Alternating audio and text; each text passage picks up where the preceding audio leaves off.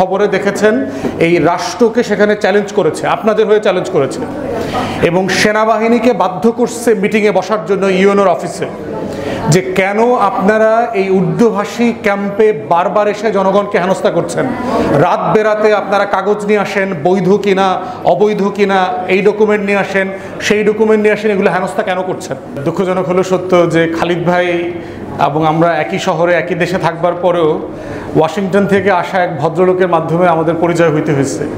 এটা আমাদের জন্য দুঃখজনক আর কি, বাট স্টিল ওয়াশিংটনের সেই লোককে ধন্যবাদ যে খালিদ ভাইকে পরিচয় করায় দিয়েছে। এবং আমার লেখাপড়ার সূত্রে আমি আপনাদের কমিউনিটি সম্পর্কে যথেষ্ট জানি।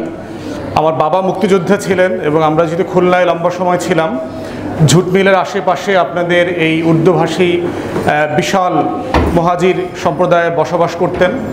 তাদের সাথে আমাদের পারিবারিক যোগাযোগ সম্পর্কেও একটা বন্ধনের জায়গা ছিল। প্রথম কথা হচ্ছে যে আমি যখন আপনাদের জন্য কথা বলি, বাংলাদেশের রাজনীতিবিদদের কিন্তু মানুষ ভালো মানুষ মনে করে না।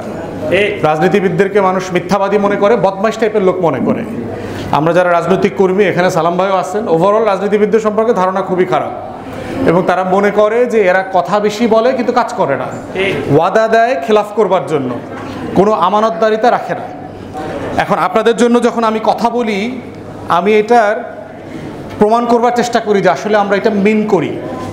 এবং সম্প্রতি খালিদ ভাই জানেন, ফাক্কু ভাই হয়তো জানেন, আপনাদের একটা কমিউনিটি ক্রাইসিস তৈরি হয়েছে দিনাজপুরে যে জায়গাতে আপনার এই উর্দুভাষী আমাদের বাংলাদেশি নাগরিকরা থাকেন, সেখানে সেনাবাহিনীর ক্যাম্প করা হয়েছে এবং প্রতিনিয়ত তাদেরকে হেনস্থা করা হচ্ছে।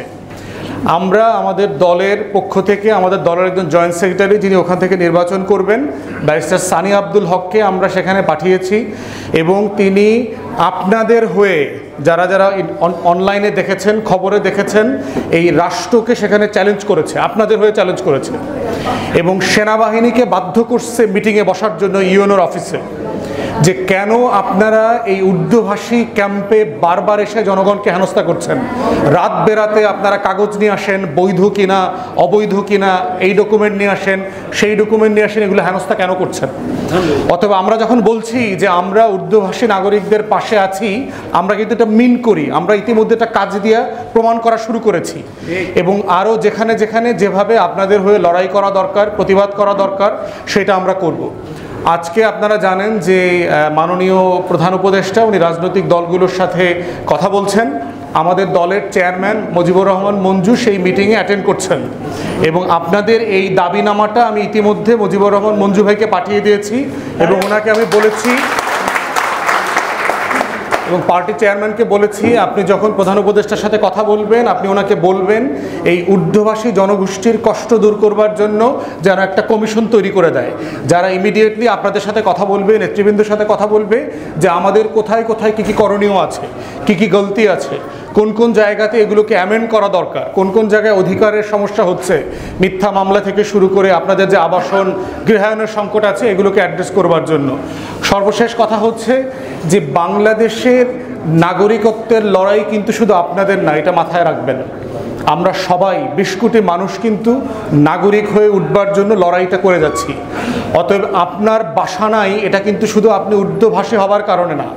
ঢাকা শহরের 40% মানুষ বস্তিতে থাকে, রাস্তায় থাকে, শুধু উর্দুভাষীরা রাস্তায় থাকে না। অতএব এই লড়াইটা বাঙালিরও লড়াই, উর্দুভাষীরও লড়াই। অতএব এই যে আবাসনের সমস্যা, চাকরির সমস্যা, আইন শৃঙ্খলার সমস্যা, এই যে 1,32,000 মিথ্যা মামলা হয়েছে রাজনৈতিক নেতাকর্মীদের, প্রায় 60 লক্ষ আসামি, বিএনপি, জামাত, শিবির, ছাত্রদল, যুবদল, হেফাজত, যারা যারা ছিলেন, এই যে লক্ষ লক্ষ মানুষ, এরা তো সব উর্দুভাষী না। অত মিথ্যা মামলায় শুধুমাত্র একজন উর্দুভাষী বৃদ্ধ 70 বছরের চাচাকে উঠায় নেওয়া যাওয়া হচ্ছে না, সবাইকেই উঠায় নিয়ে যাওয়া হচ্ছে। অতএব সেই জায়গায় মনে করতে হবে যে আপনার লড়াইটা আমার লড়াই, আমার লড়াইটাও আপনার লড়াই। এই সবাই মিলে হচ্ছে বাংলাদেশি হবার লড়াই, বাংলাদেশের লড়াই।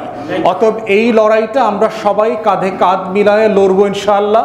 আজকে, কালকে, আগামী দিন, যতদিন না পর্যন্ত এই রাষ্ট্র আমাদেরকে নাগরিক আকারে স্বীকৃতি দেয়, আমাকে আপনাকে বেইজ্জতি না করে, সাম্য, মানবিক মর্যাদা, সামাজিক সুবিচারের যে মুক্তির লড়াই ছিল আমার, এই লড়াইকে ধারণ না করে, ততদিন পর্যন্ত সব সরকার, সব দল, সকল এস্টাবলিশমেন্ট, যত করাপ্ট অফিসিয়াল আছে আমলাতন্ত্রের, যারা আজকের মুহাজিরদের জন্য বরাদ্দকৃত 34,000 একর জমি সারা বাংলাদেশে লুটপাটের পরিকল্পনা করছে, আমরা সরকারকে বলছি, আমলাদেরকে বলছি, বাড়াবাড়ি লুটপাটের কোনো কিছু আমরা মেনে নেব না। ফেরাউনের সময় মেনে নেই নাই, 16 বছরের ফেরাউনি শাসনকে যারা মেনে নেয় নাই, তারা আমলাতন্ত্রের এই মুহাজিরদের জমি লুটপাটের এই বাটপারিও মেনে নেবে না। অতএব খুবই পরিষ্কার, যেই জমি রাষ্ট্র যাদেরকে দিয়েছে এটা তাদের কাছেই থাকবে। যদি তাদের কাছ থেকে নিতে হয় তাদের সম্মতি দিয়ে, ক্ষতিপূরণ দিয়ে, বিকল্প ব্যবস্থা করে তারপরে নিতে হবে। এর বাইরে আর কোনো ব্যবস্থাপনা আমরা মেনে নেব না। অতএব যদি কোনো কমিউনিটিকে তার এলাকা থেকে সরাতে হয়, রাষ্ট্রের যে আইন আছে বিভিন্ন জায়গায় স্থাপনা করবার জন্য রাষ্ট্রকে রাস্তাঘাট করতে হয়, ব্রিজ কালভার্ট করতে হয়, সবাইকে সেখান থেকে সরাইতে হয়। সেটা আলোচনার ভিত্তিতে হইতে হবে, সম্মতির ভিত্তিতে হইতে হবে, ক্ষতিপূরণ দেয়া সাপেক্ষে হইতে হবে। অতএব সেই লড়াইতে আমরা আপনাদের পাশে আছি, থাকবো এবং লড়ে যাবো ইনশাআল্লাহ। সবাই ভালো থাকবেন। সালামু আলাইকুম।